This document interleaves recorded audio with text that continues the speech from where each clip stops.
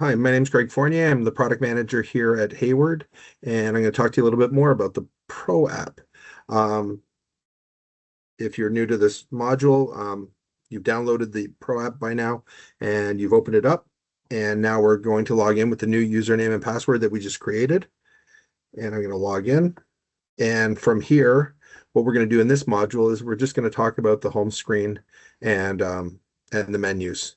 So if you come into the home screen, you'll see that we have remote configuration, we have a direct link to OmniLogic, and we have coming soon. And as new modules are available, you'll see that maybe they're grayed out as we're in development or in beta testing.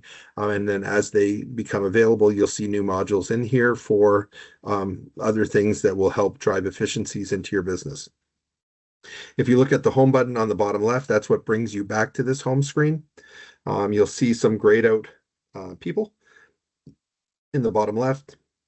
That's a feature that's coming in the future where you will be able to maintain all of your accounts in here.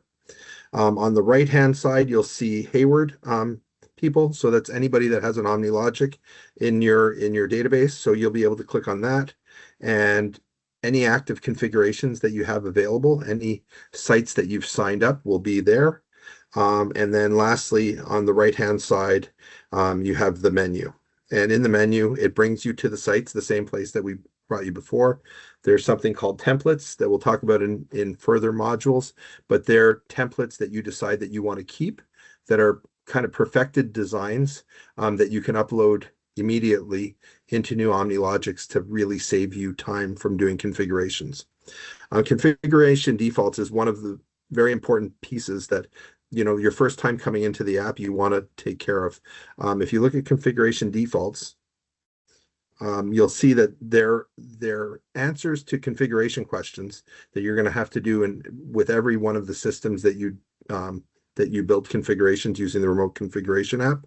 And so if you look at general settings, I'm using English, but somebody else might want to use Spanish.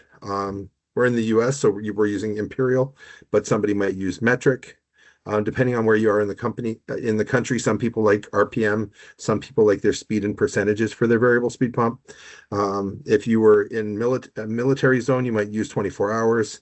We're on the East Coast, so we're using Eastern Standard Time. These are all questions that you would be asked in every configuration, and it automatically answers these questions for you.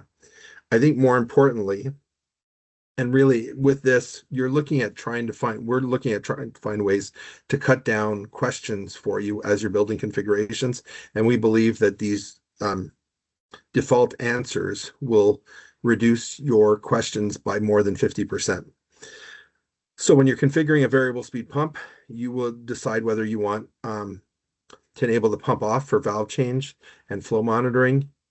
Your pump capacity normally will stay the same at 600 and 3450, but you might decide that you don't want the customer to allow the customer to have a speed above 80%.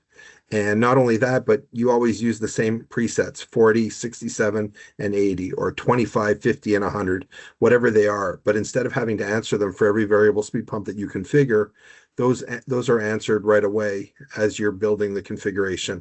And then other things like enable priming, enabling freeze protect, what temperature that you're using, the speed that you want to use when you're on freeze protect, and if you're using a 2-speed pump, how you do this. So all of those answers end up being defaulted as you're building new configurations. Heating and cooling, same thing. You might have minimum and maximum water temperature. You might use heater enable, heater cool down, or heater extend, and then the duration of priorities by the type of heating, the minimum pump speed that you want to operate when you're using heating, and then maybe the minimum allowable temperature.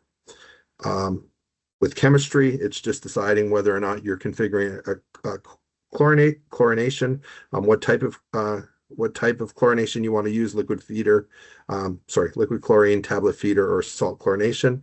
Most of our customers use salt chlorination. What the percentage output you want as a default. If you want to use low salt or regular salt as your configuration, where low salt allows you to produce chlorine at all the way down to about 800 parts per million. If we want to use ORP, if we are using ORP, what the ORP set point is. If we're using pH reduction, what the pH reduction set points are, and if we're using relays, again, all default answers.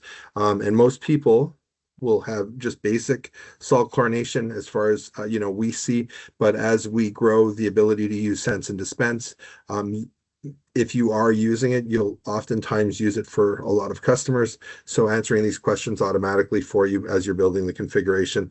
And then lastly, lights. The type of lights, most of our customers use universal color logic, low voltage lighting. They normally use them on one relay because they're trying to drive ambiance into the backyard with multiple zones. And then most of them are using omnidirect. So again, trying to answer all of the questions as you're building the configuration.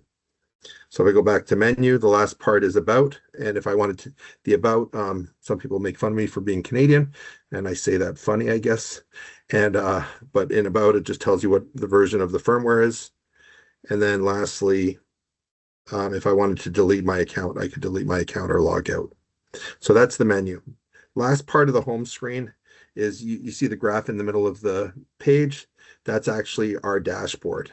And I'm going to talk more about that on another module. But if I click on it, it goes into all of the sites that I have, and it tells me everything that I can find out about the site. And we'll go back into more detail on this in the next module. So that is really showing you the homepage and the modules around it. Thanks for listening, and I look forward to having you on one of the next trainings.